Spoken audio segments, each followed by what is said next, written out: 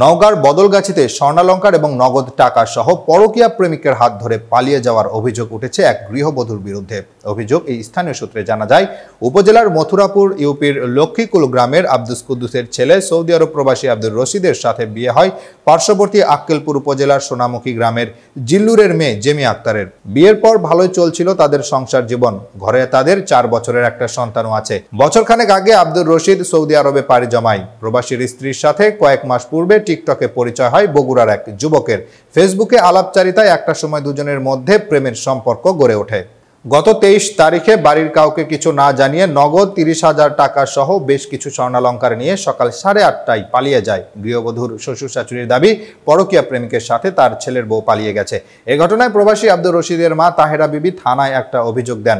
এ ঘটনায় কিছুদিন পর মেয়ের মোহরানার টাকার দাবিতে পলাতক ওই গৃহবধূর পরিবারের লোকজন তার সাবেক স্বামী প্রবাসী আব্দুর রশিদের বাবার নামে থানায় একটি লিখিত অভিযোগ দেন। ছেলের দেনমোহরের টাকার জন্য বাবার নামে অভিযোগ দেওয়ায় এলাকা জুড়ে চলছে নানা জল্পনা কল্পনা। মোহরানার টাকা আদায়ে প্রবাসীর পরিবারের লোকজনকে দেওয়া হচ্ছে চাপ।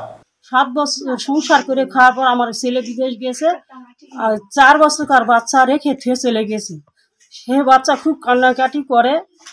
আমরা খুঁজেছি, আত্মীয় স্বজনের বাড়ি খুঁজে আমরা পাইনি, এখনো খোঁজ পাইনি। এখন বর্তমান শোনা যাচ্ছে যে বগুড়া ছেলের সাথে চলে গেছে এবং তার মা এখন আমাদের উপর মোহরানা টাকা বা যৌতুকের জিনিসের উপর চাপ সৃষ্টি করে। আমরা কোথায় থেকে পাবো, কোথায় থেকে দিব? স্থানীয়রা জানান, 4 বছরের একটা সন্তান রেখে পরকীয়ায় আসক্ত হয়ে প্রবাসী স্বামীর ঘর ছেড়ে এক যুবকের সাথে পালিয়েছে গৃহবধূ জেমি। পরকীয়া প্রেমিকের সাথে বিয়ে হয়ে সেখানে নতুন সংসার করছে ওই গৃহবধূ।